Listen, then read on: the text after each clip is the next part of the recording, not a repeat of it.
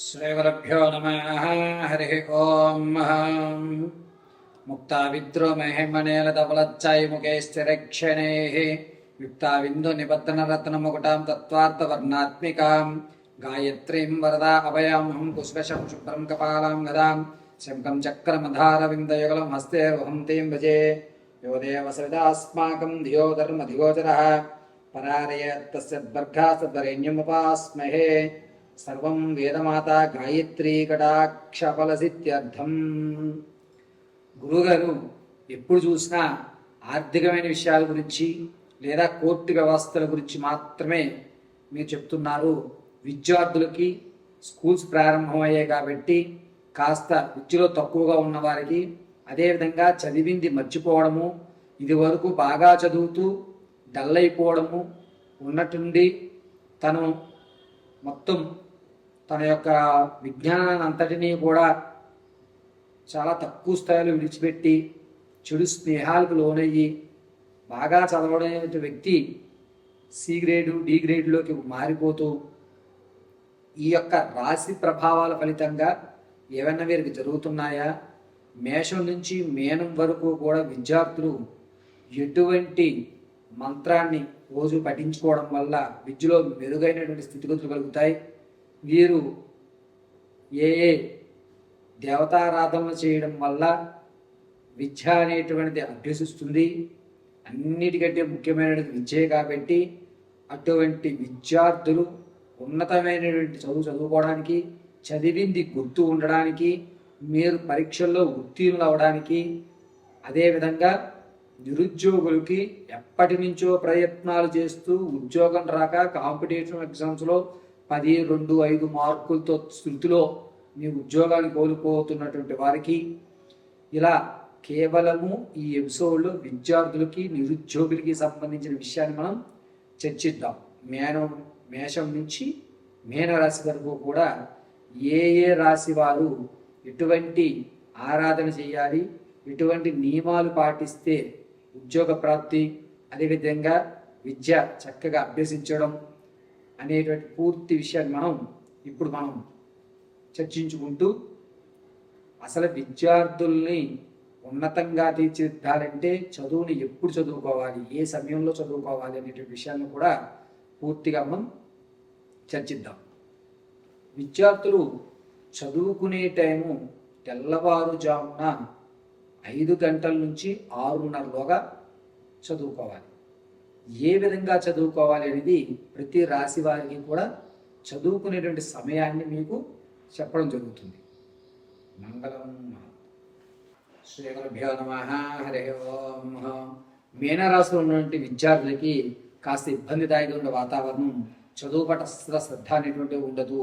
పైగా ఏలినాటి శని ప్రభావం ఉండడం వల్ల చదవడం అనేటువంటి చాలా ఇబ్బందిదాయకమైన వాతావరణాలే గోచరిస్తుంది. మీరు వాతావరణం మార్చండి, స్కూల్స్ మార్చండి, లేదా మీరు ఉన్నటువంటి ఇల్లులు మార్చండి, ఎక్కడికి వెళ్ళినా మీ పిల్లవాడి ప్రవర్తనలో మార్పు అయితే మాత్రం జరిగే అవకాశం చాలా తక్కువగా ఉంది.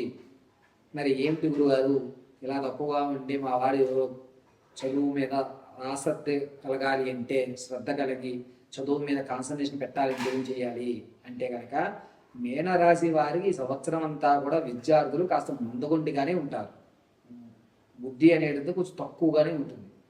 ఇది స్థాయి నుంచి బయటపడడానికి వీరికి కేవలము నారాయణ యొక్క అనుగ్రహమే శరణ్యం. పైగా వరాహ రూపంలో ఉన్నటువంటి స్వామి వారికి నమస్కారం చేయమనండి. వరాహ లక్ష్మీ నరసింహస్వామి వారి దర్శనం చేయడం మీనరాశి వారికి కలిసి వస్తుంది. అలా చేయడం వల్ల కనీసం 40 మార్కుల వరకు అయిన ప్రయత్నాలు జరగడం, కొంత ఉత్తీర్ణత అనేటువంటి కొంచెం తగ్గుతూ ఉంటుంది. పాస్ అవ్వడానికి కొంచెం ఇబ్బంది పడి ఈ సంవత్సరంలో కొంచెం చదువులో గ్యాప్ అనేది ఏర్పడుతుంది. కాబట్టి వరాహ లక్ష్మీ నరసింహస్వామి వారి ఆరాధన మీనరాశి వారికి కలిసి వస్తుంది విద్యార్థులకి. కాబట్టి వరాహ లక్ష్మీ నరసింహస్వామి వారి దేవాలయం దర్శనం చేసి స్వామివారికి ఒక 11 కొబ్బరికాయలు సమర్పించుకుని, తర్వాత శనివారం కానీ సోమవారం కానీ దర్శనం చేయడం మంచిది. తదనంతరము మీ ఇంట్లోని వరాహలక్ష్మీ నరసింహస్వామి వారి ఫోటో పెట్టుకుని చక్కగా పింక్ వర్ణంతో కానీ లేకపోతే పసుపు మందారం కానీ స్వామివారికి సమర్పించి మనం ఎక్కడైతే చదువుకుంటారో పిల్లలు అక్కడ ఒక వరాహలక్ష్మీ నరసింహస్వామివారి ఫోటో పెట్టి పసుపు పుష్పం కానీ పింక్ వర్ణంతో ఉన్న పుష్పం కానీ స్వామివారికి సమర్పించి వరాహ లక్ష్మీ నరసింహస్వామి అష్టోత్తరంతో మీ ఇంట్లో ఉన్న దేవతామూర్తి దగ్గర పసుపు అక్షతలతో అర్చన చేయండి. ఈ అక్షతలు ఎలా కలపాలి? బియ్యము, నెయ్యి, పచ్చకర్పూరం కొంచెం వేసి మూడింటిని కలిపి వేయండి. నీళ్లు కానీ నూనె కానీ అస్సలు వాడకండి. ఇలా ఆ అక్షతలతో అర్చన చేసి తర్వాత రోజు ఉదయం పిల్లాడు స్నానం చేసి వచ్చిన తర్వాత స్వామివారికి పుష్పం పెడతాడుగా, ఆ తర్వాత ఈ అక్షతలు వాళ్ళు పూజ చేసిన అక్షతలు రేపు ఉదయం పిల్లవాడి శిరస్సు మీద వేయండి. కాస్త పర్వాలేదు అనేటువంటి వాతావరణం ఏర్పడుతుంది. నిరుద్యోగులకు కూడా ఈ సంవత్సరం కాస్త గడ్డు కాలంగానే ఉందని చెప్పచ్చు. డిసెంబర్లో శుభవార్త వినే అవకాశం ఏర్పడుతుంది, అది కూడా డిసెంబర్ మొదటి వారంలో. కాబట్టి నీకు ఆల్మోస్ట్ జాబ్కి ఎప్పుడు వస్తుంది అంటే జనవరిలోనే వస్తుంది. కానీ ఈ సంవత్సరం కొంత గడ్డి కాలంగానే ఉంది. వరాహ లక్ష్మీ నరసింహస్వామి వారి ఆరాధన చేయడం అనేటువంటిదే మీనరాశి వారికి అద్భుతంగా కలిసి వస్తుంది. ఇలా మీరు ఒకవేళ ఇంకాస్త గుప్తంగా చేసుకుందాం అనుకుంటున్నాము, ఇంకాస్త శ్రద్ధగా చేద్దాం అనుకుంటున్నాము అంటే కనుక మీనరాశి వారు ఏం చేస్తారంటే ప్రతిరోజు ఒక 4 చపాతీలు సాయంత్రం వేళ చేసుకుని 4 గంటల 5 ఆ టయానికి లేదా తల్లిదండ్రుల్లో ఎవరైనా సరే చేసేసి ఒక బాక్స్లో పెట్టి పిల్లవాడు స్కూల్ నుంచి వచ్చిన తర్వాత కాలు చేతులు కడిగాక వాటిని ఆవుకి తినిపించండి. చపాతీ ఆవుకి మాత్రం సాయంత్రం వేళ తినిపించండి. అద్భుతమైన ఫలితాలు పొందుతుంటారు. అంతేకాకుండా నిరుద్యోగులకు మాత్రం శుభ పరిమాణము అనేటువంటిది వచ్చే అవకాశం చాలా తక్కువగా ఉంటుంది. జనవరిలో మాత్రం అవకాశం ఎక్కువగా ఉంటుంది, అది కూడా డిసెంబర్లో మీకు పాజిటివ్ ఎనర్జీస్ ఏర్పడుతున్నాయి. కాబట్టి మీనరాశిలో ఉన్నటువంటి వారు విద్యార్థులు అదేవిధంగా నిరుద్యోగులు ఇరువురు కూడా వరాహలక్ష్మీ నరసింహస్వామి వారి ఆరాధన చేయడానికే చూడండి.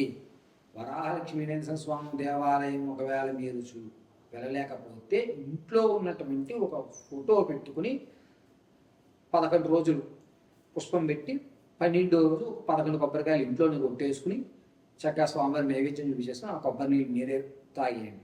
ఎవరికైతే కాస్త ఇబ్బందిదాయకంగా వారు తాగేయండి. చక్కగా స్వామివారి యొక్క అనుగ్రహం కలుగుతుంది, పరమేశ్వర రక్షణ కలుగుతుంది. మరిన్ని విషయాలు తెలుసుకోవడానికి కింద స్క్రోల్ అవుతున్న నెంబర్ని సంప్రదించండి. పరమేశ్వర అర్పితమస్తు.